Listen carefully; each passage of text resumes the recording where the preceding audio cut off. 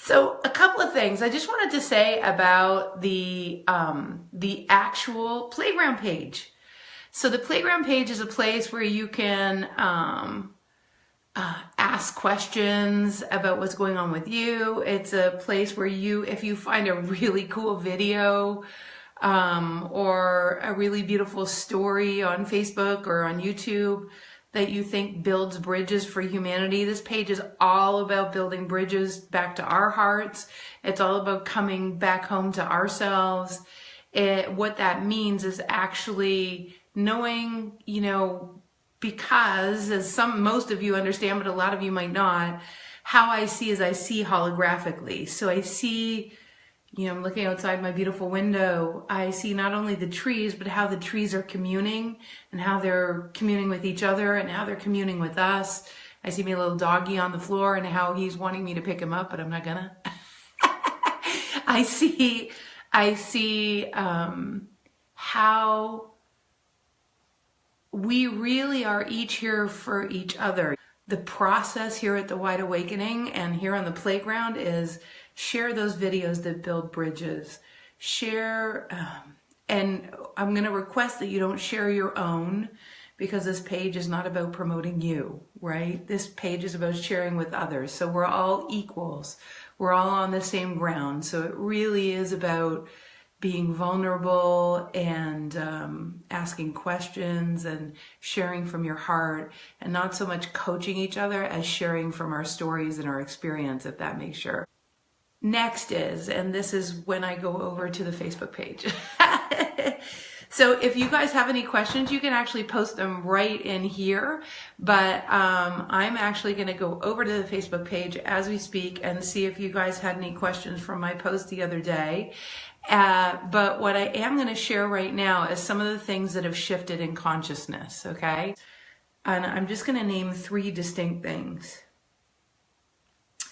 One is that we cannot do it alone anymore. And I want you to hear the depths of how true that is. Why are we not awakening at the speed that we can feel is possible? Like, why do I keep sabotaging myself? Or why does the old stuff keep coming back? So this is one of the huge reasons why. That for those of us that are really sensitive, and you see this in our kids right now. Our kids right now are very sensitive to their own calling of their own heart. That's why they get so annoyed when we start telling them what to do, because they can actually feel their own instincts much more profoundly than most adults can. They're very guided. They can't always interpret it properly, but they're very guided. So we have felt that too, or you wouldn't be on this unicorn page right now. We have all felt this strong, powerful knowing that something else is possible, right? We felt it. We've known it. Haven't you? But in that feeling that something else is possible, listen, because this is the part where it gets juicy. Because no one else understood us, because we weren't seen or we didn't feel heard, we realized that, oh, well, I guess I'm on my own. So be it. Hi, Jessica.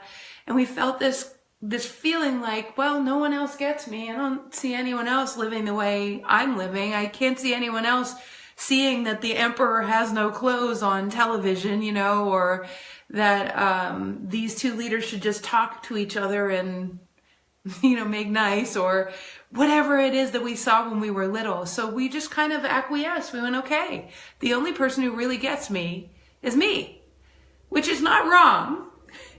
However, what happened then is we left everybody else out. We can't get any love and assistance. We've sort of written off that there'll ever be anyone that respects our own knowingness.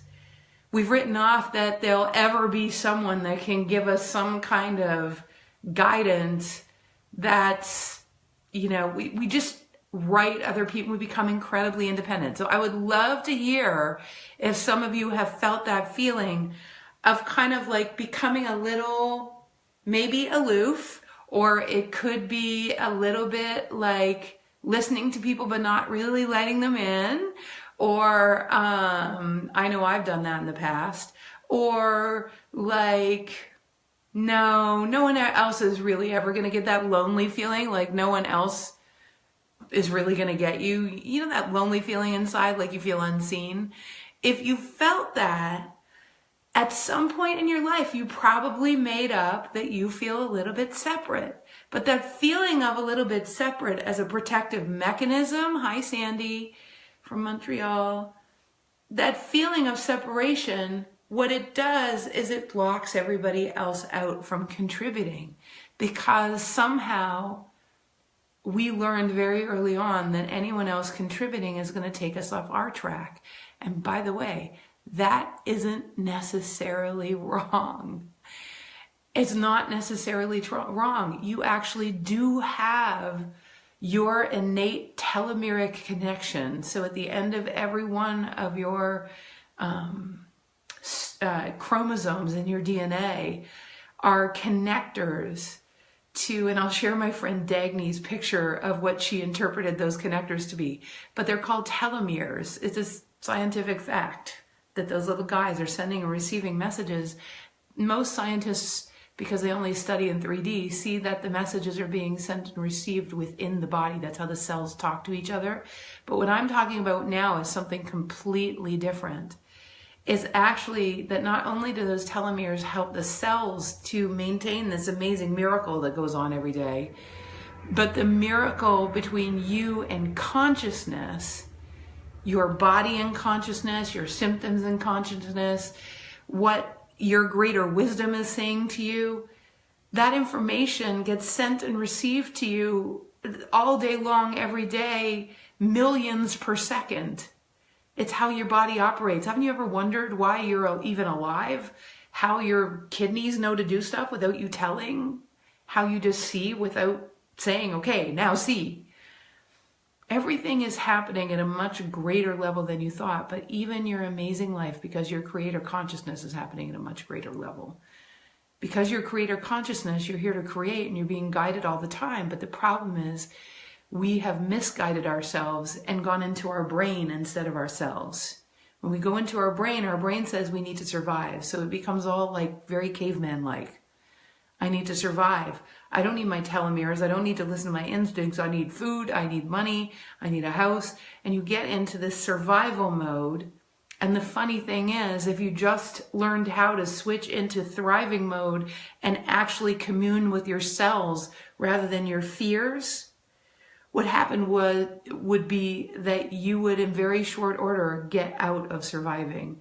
And if you're already out of surviving, what would happen is you thrive even more. If you have the benefit of, learning from someone or understanding things from amazing parents or whatever it is, and you already have a little sense of thriving, there's a science to thriving that if you would embody that, oh my God, it just makes you absolutely soar, like above the clouds. But it's a language, and we've been trained out of using it because we've been told by many different institutions that it's bad. Institutions that would want to, not have you ever learn that.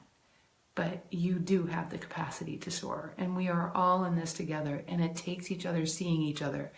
So I'm going to ask today, even though there are many reasons why we became a little too independent, it's a very convenient thing for our fears to be independent, because then no one will ever reflect back to us our magnificence, which is a huge part of us waking up, is allowing and receiving in the reflection of our magnificence from others. So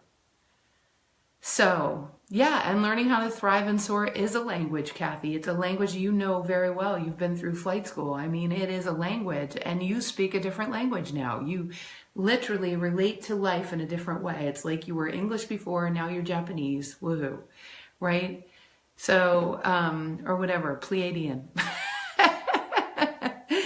So guys, just want to see if there's any questions about that. I didn't want to get too far into it because I know I was hoping a lot of people that would listen to this video were new to the page and kind of get an idea that this is all about activating and seeing each other and understanding that we're not alone anymore, and that we have the capacity to see and be seen on a level that most people don't even understand, and that relinquishing the need to be independent. I'm not talking that It's honoring the need to listen and be very aware of your own instincts and your connection to source. Absolutely nobody else holds your truth. You are your own guru without question. But that is different than allowing yourself to be seen by others who can recognize your magnificence. Your response to people who try to give you your answers, especially when you're not asking, is, thank you so much for caring enough about me for me to have about my magnificent life. I really appreciate that. I'm going to measure that against my instincts and see if my heart holds that as true. I really appreciate your input. That is the way you respond to that one.